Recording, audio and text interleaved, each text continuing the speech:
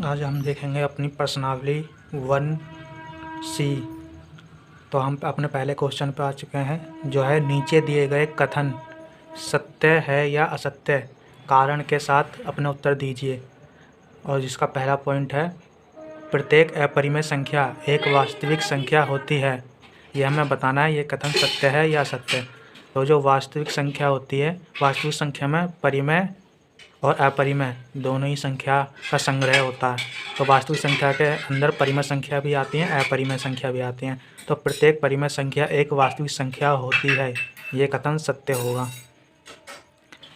और अब हम आ जाते हैं अपने दूसरे क्वेश्चन पर, जो है सेकंड नंबर पर, संख्या रेखा का प्रत्येक बिंदु √m के रूप का होता है, जहां m एक प्राकृतिक संख्या है। हम जानते हैं कि प्राकृतिक संख्या क्या होती हैं, जो 1 से लेकर 100 तक, अनंत तक की जाती हैं, उन सभी संख्याओं को हम प्राकृतिक संख्या कहते हैं। अगर वो माइनस में ऋणात्मक है तो वो प्राकृतिक संख्या नहीं होगी, या रूट में है तो वो प्राकृतिक संख्या नहीं होगी। तो जो हमारा दूसरा क्वेश्चन है ये गलत हो जाएगा, असत्य है। अब हम देखते हैं अपने तीसरा क्वेश्चन पर, जो है प्रत्येक वास्तविक संख्या एक अपरिमेय संख्या होती है। तो प्रत्येक वास्तविक संख्या एक अपरिमेय संख्या होती है, ये कथन गलत होगा। क्यों होगा? क्योंकि वास्तविक संख्या में अभी हमने देखा कि वास्तविक संख्या में परिमेय संख्या और अपरिमेय संख्या दोनों का संग्रह होता है। तो प्रत्येक वास्तविक संख्या एक अपरिमेय संख्या नहीं हो सकती, वह परिमेय भी हो सकती है और अपरिमेय भी हो सकती है। तो इसलिए ये गलत होगा कि प्रत्येक वास्तविक संख्या एक अपरिमेय संख्या होती है, तो ये गलत होगा। हम आ गए अपने दूसरे क्वेश्चन पर, जो है क्या सभी धनात्मक पूर्णांकों के वर्गमूल अपरिमेय होते हैं? यदि नहीं तो एक परिमेय संख्या के वर्गमूल का उदाहरण दीजिए जो एक परिमेय संख्या है। तो इसका आंसर होगा नहीं, जो कि अब उदाहरण की सहायता से देखते हैं कि क्यों नहीं होगा। तो हमने एक धनात्मक पूर्णांक ले लिया 4, तो इसका वर्गमूल अगर हम देखें तो इसका वर्गमूल होगा 2, जो कि एक परिमेय संख्या है, क्योंकि हम इसे अपॉन में 1 लगाकर P/Q की फॉर्म में लिख सकते हैं, और जहाँ Q बराबर 0 भी नहीं है। तो ये इसका आंसर हो जाएगा √4।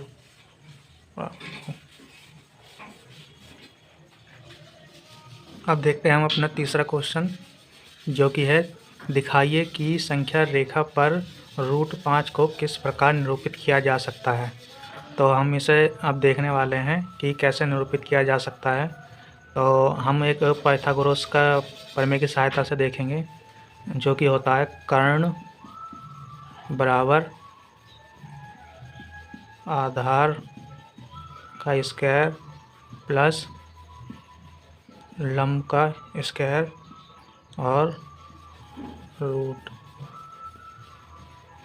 तो हम इसी प्रकार कर्ण की जगह रख लेंगे √5, और हम √5 को क्या लिख सकते हैं, 4 + 1, जो हो सकता है √5 बराबर 2 का स्क्वायर प्लस 1 का स्क्वायर बराबर 0। तो इसे हम एक संख्या रेखा पर देखते हैं कि हम संख्या रेखा पर कैसे निरूपित कर सकते हैं, जहां हमारा कर्ण हो गया √5 और आधार हो गया 2 और लंब हो गया 1। तो हम यहां पर संख्या रेखा बना लेते हैं।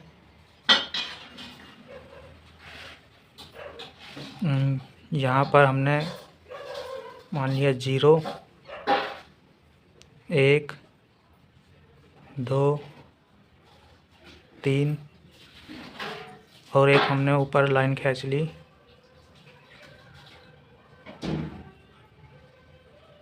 1, 2। तो हम देखते हैं कि हमारा जो आधार है वो है 2, तो हमें अपना आधार को बनाना पड़ेगा 2 तक।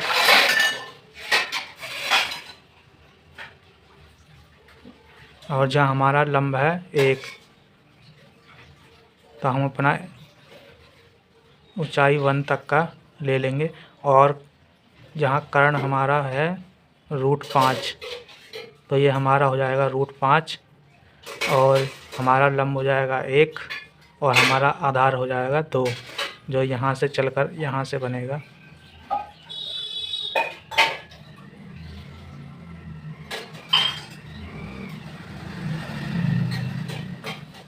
जो यहाँ से बनेगा, और हमारा आधार हो जाएगा पूरा 2। तो हमारा जो ग्राफ है कुछ इस तरीके से बनेगा।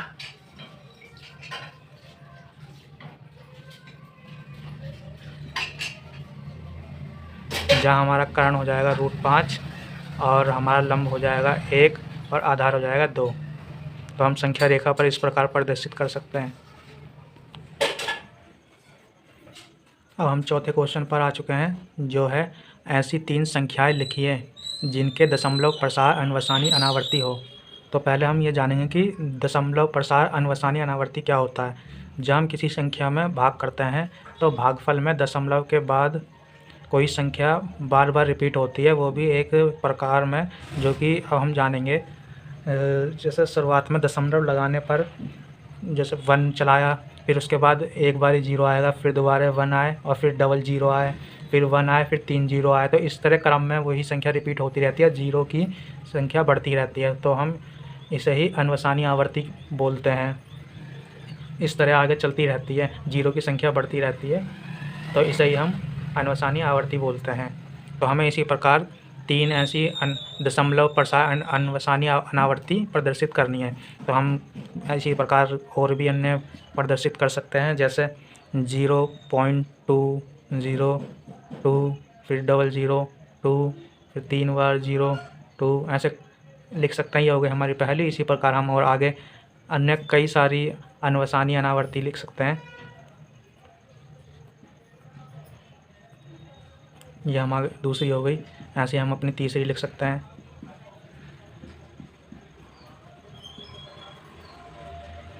तो ये हमारी 3 संख्याएं हो गई जिनके दशमलव प्रसार अनवनासी अनावर्ती है। ये हमारा आंसर हो जाएगा। 11 के बीच 3 अलग अलग परिमेय संख्या। छठा क्वेश्चन, बताइए कि निम्नलिखित संख्याओं में से कौन कौन सी संख्याएं परिमेय हैं और कौन सी अपरिमेय। हमें ये बताना है। तो हम पहली संख्या देखते हैं। पहले हम देखेंगे परिमेय और अपरिमेय संख्या कौन सी होती है। तो परिमेय संख्या हम किन्हें कहते हैं, जिन्हें P/Q की फॉर्म में बदला जा सके, वह जहाँ Q बराबर 0 ना हो, वो होती हैं परिमेय संख्याएं। और अपरिमेय संख्या कौन सी होती हैं, जैसे पाई हो गई या कोई संख्या रूट में है, कोई भी संख्या, तो वह हमारी अपरिमेय संख्या होती हैं। तो जैसे हम यहाँ देख रहे हैं ये √23 लिखा हुआ है, तो √23 अपरिमेय संख्या होगी, क्योंकि √23 किसी का वर्ग नहीं होती, किसी का रूट नहीं होती, तो ये अपरिमेय संख्या होगी। और 225 √225 15 का वर्ग होता है, तो ये परिमेय संख्या है, ये परिमेय संख्या है। और 0.3796 को हम परिमेय संख्या कहेंगे, क्योंकि किसी संख्या में भाग करने पर ये भागफल आया होगा 0.3796, तो हम इसे परिमेय संख्या बोलेंगे। ये परिमेय संख्या होगी क्योंकि ये P/Q के फॉर्म में होगी, जिसे भाग करने पर उसका भागफल 0.3796 आया होगा। अब हम आ जाते हैं अपने चौथे पर। तो 3.478 और उसके बाद 478, तो हम देख रहे हैं यहाँ पे 478 और फिर यहाँ से दोबारा रिपीट हो रहा है, तो हम इसे लिख सकते हैं 3.478 और इसके ऊपर बार। तो हम इसे सॉल्व कर सकते हैं जैसे हमने पहले उसमें। तो ये हम इसे भिन्न परिमेय में बदलते हैं। कैसे बदलेंगे, तो हम पहले पूरी संख्या अपनी लिख लेंगे 7478 और इसमें से माइनस कर देंगे 7, और जितनी संख्या पर बार लग रहा है उतने नीचे 9 लिख लेंगे। तो हमारी संख्या आ जाएगी 7471 बटे में 999। तो ये हमारी परिमेय संख्या होगी जो P/Q की फॉर्म में बदल चुकी है। तो हमारी जो चौथा क्वेश्चन है ये परिमेय संख्या होगी। और पांचवा क्वेश्चन जो कि ये लिखा हुआ है 1.101001001001, तो हम देख रहे हैं कि ये अनवसानी अनावर्ती में है। तो जो भी दशमलव अनवसानी अनावर्ती होती है वह हमारी अपरिमेय संख्या होती है। तो हमने देखा कि हमारा पहला और पांचवा अपरिमेय संख्याएं हैं, और हमारे दूसरा, तीसरा और चौथा परिमेय संख्याएं हैं। तो यही हमारा आंसर है। कारण देते हुए स्पष्ट कीजिए कि निम्नलिखित में से प्रत्येक संख्या अपरिमेय संख्या है। तो हमारे 5 क्वेश्चन हैं, 1 2 3 4 5 और एक और है 6। तो हम अपना पहला क्वेश्चन देखते हैं। 5 + √3 बराबर x मान लिया है हमने, जहाँ x परिमेय संख्या है। तो हमने दोनों पक्षों का वर्ग करा, तो वर्ग करने पर 5 + √3 का होल स्क्वायर बराबर x²। तो हमने a + b का होल स्क्वायर खोला, तो ये हो गया 25 + 9 प्लस में 2 × 5 × √3 बराबर x²। तो 25 और 9 को जोड़ने पर आया हमारा 34 प्लस 10 √3 बराबर x²। तो हमने √3 बराबर x² और 34 को उधर दूसरी साइड ले जाकर माइनस में हो गया, और 10 को गुणा से इधर करने पर भाग में आ गया। तो √3 बराबर x² माइनस 34/10 हो गया।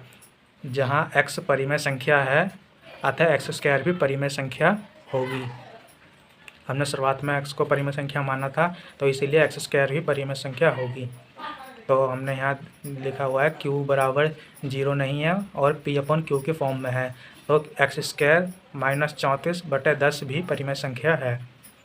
तो अब नीचे आ जाते हैं। परंतु √3 अपरिमेय संख्या है, वह अपरिमेय संख्या परिमेय संख्या के बराबर नहीं होती। हमारी कल्पना गलत है। अपरिमेय संख्या कभी परिमेय संख्या के बराबर नहीं होती, इसलिए जो हमने शुरुआत में x परिमेय संख्या 5 + √3 को परिमेय संख्या माना था, तो वह गलत साबित होगी। तो √3 बराबर x² माइनस 34/10 ये गलत साबित हो चुकी है। अतः हमारा जो शुरुआत में हमने परिमेय संख्या मानी थी √5 + √3 एक परिमेय संख्या है, तो वो गलत साबित होगी। तो √5 + √3 एक अपरिमेय संख्या है, ये हम साबित कर चुके हैं।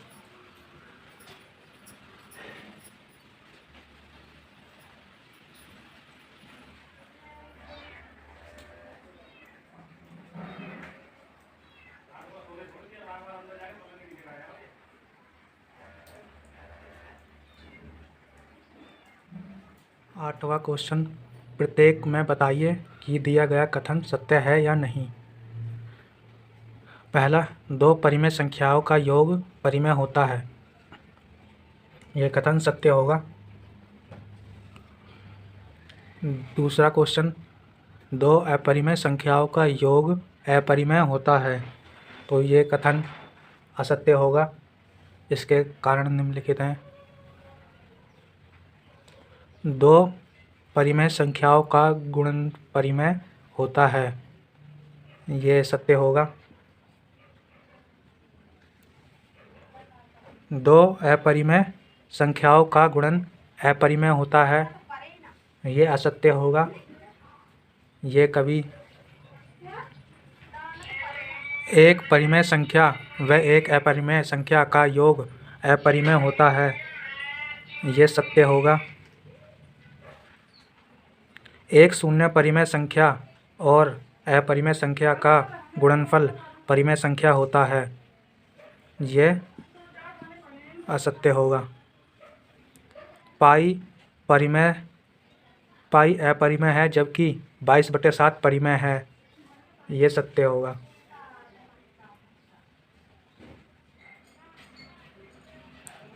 नौवां क्वेश्चन, सिद्ध करना है √3 - √2 एक अपरिमेय संख्या है। हमने मान लिया √3 - √2 बराबर x, जहाँ x एक परिमेय संख्या है। तो हमने दोनों पक्षों का वर्ग किया, तो वर्ग करने पर √3 - √2 का होल स्क्वायर बराबर √x का स्क्वायर। तो a - b का होल स्क्वायर खोला, तो 3 + 2 - 2 × √3 × √2 = x²। तो हमने इसे सॉल्व करा, 3 और 2 5 - 2 × √6 = x²। तो हमने आगे सॉल्व करा, -√6 बराबर x² माइनस 5/2। यहाँ x एक परिमेय संख्या माना था, तो x² भी एक परिमेय संख्या होगी। तो x² माइनस 5/2 परिमेय संख्या है। -√6 एक अपरिमेय संख्या है, जो कभी परिमेय संख्या के बराबर नहीं हो सकती। तो यह एक अंत्यविरोध है। तो -√6 बराबर नहीं हो सकता x² माइनस √5/2 के। तो अतः हमारी कल्पना जो हमने शुरुआत में की थी √3 माइनस √2 परिमेय संख्या है वह गलत है। वह √3 माइनस √2 एक अपरिमेय संख्या है।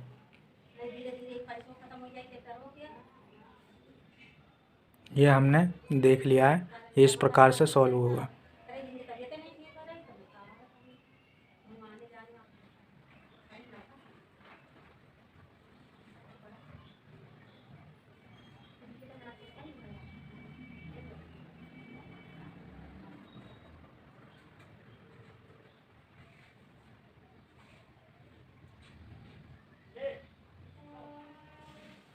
11वां क्वेश्चन, जांच कीजिए कि निम्नलिखित संख्याएं परिमेय हैं अथवा अपरिमेय। तो पहला क्वेश्चन हमारा है √2 + 2 का होल स्क्वायर। दूसरा क्वेश्चन है √2 माइनस √2 इंटू √2 + √2। और तीसरा क्वेश्चन है √2 + √3 का होल स्क्वायर। और चौथा क्वेश्चन है 6/3√2। तो हम अपना अभी पहला क्वेश्चन सॉल्व करेंगे। यह परिमेय संख्या है या अपरिमेय। तो हम 2 + √2 + 2 का होल स्क्वायर का फॉर्मूला खोलेंगे। a² यानी कि 2 + b² यानी कि 2 दूनी 4 + 2ab 2 इंटू ab। तो हमारा ये हो जाएगा 2 और 4 6 प्लस 2 दूनी 4 और √2 4√2। तो हमारे पास जो संख्या प्राप्त हुई वो प्राप्त हुई 6 + 4√2, जो कि एक अपरिमेय संख्या होगी। अपरिमेय संख्या है, जिसमें अगर हम देखें तो 6 तो हमारी जो है परिमेय संख्या है, परंतु जो 4√2 है ये अपरिमेय संख्या है। तो ये इसके साथ में होने की वजह से ये पूरी संख्या अगर देखा जाए तो ये अपरिमेय संख्या होगी। तो हम अपना दूसरा क्वेश्चन देखते हैं।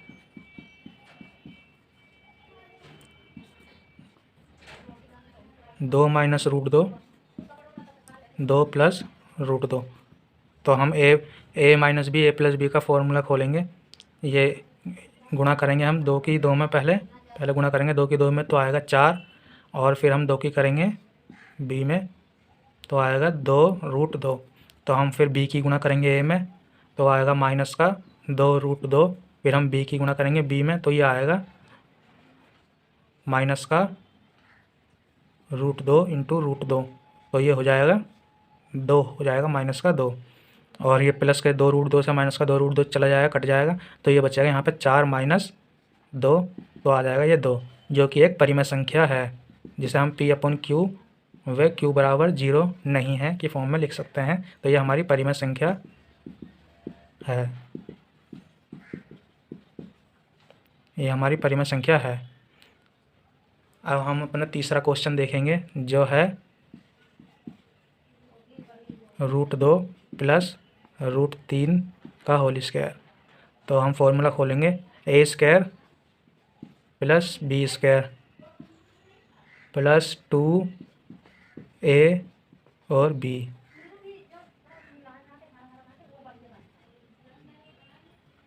तो ये हमारा हो जाएगा 2 और 3 5 + 2√6।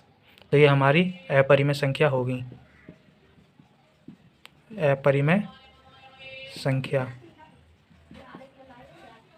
अब हम अपना देख लेते हैं चौथा सवाल।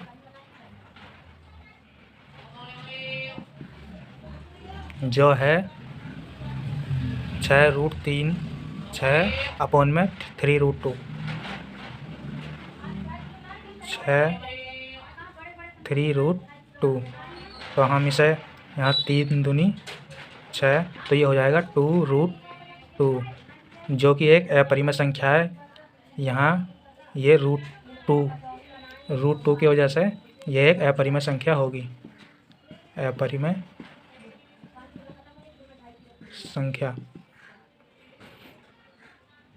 तो हमने देखा कि पहली, तीसरी और चौथी ये अपरिमेय संख्या है और हमारी दूसरी परिमेय संख्या है।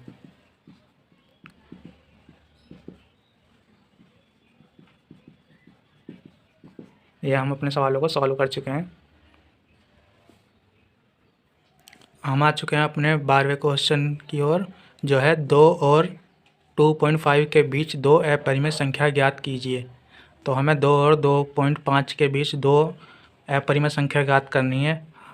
हम जानते हैं कि दशमलव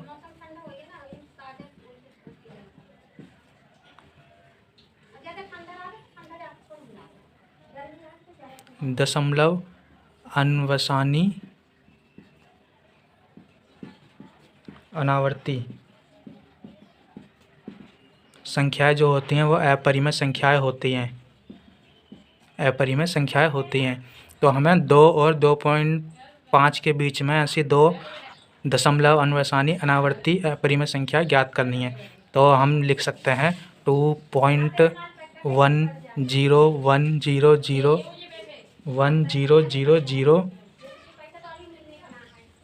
ये पहली संख्या लिख सकते हैं। ये हमारी पहली दशमलव अनवसानी अनावर्ती होगी। इसी प्रकार हम अपनी दूसरी संख्या भी लिख सकते हैं 2.202002000। ये हमारी दूसरी अपरिमेय संख्या हो जाएगी, जो 2 और 2.5 के बीच की अपरिमेय संख्याएं हैं। ये हमारे आंसर हो जाएंगे। हम आ चुके हैं अपने 13वें क्वेश्चन पर, जो कि हम 12वें क्वेश्चन की तरह ही सॉल्व करेंगे, जो कि है 0.1 और 0.12 के मध्य दो अपरिमेय संख्या ज्ञात कीजिए। तो हम 0.1 और 0.12 के बीच में दो अपरिमेय संख्याएं ज्ञात करेंगे। जैसे हमने पहले जाना था कि दशमलव अनवसानी अनावर्ती अपरिमेय संख्या होती है, तो हम 0.1 और 0.12 के बीच में दो दशमलव अनवसानी अपरिमेय संख्या ज्ञात करेंगे। तो हम लिख सकते हैं पहली संख्या 0.10 0 10 20 10 30 10 40। तो ये हमारी पहली दशमलव अनवसानी अनावर्ती अपरिमेय संख्या हो गई। और हम दूसरी अपरिमेय संख्या देखेंगे 0.11 0 11 00 11 30। तो ये हमारी दूसरी अपरिमेय संख्या हो जाएगी। इस प्रकार हम अपनी दो अपरिमेय संख्या ज्ञात कर सकते हैं, जो 0.1 और 0.12 के बीच की दो अपरिमेय संख्याएं हैं।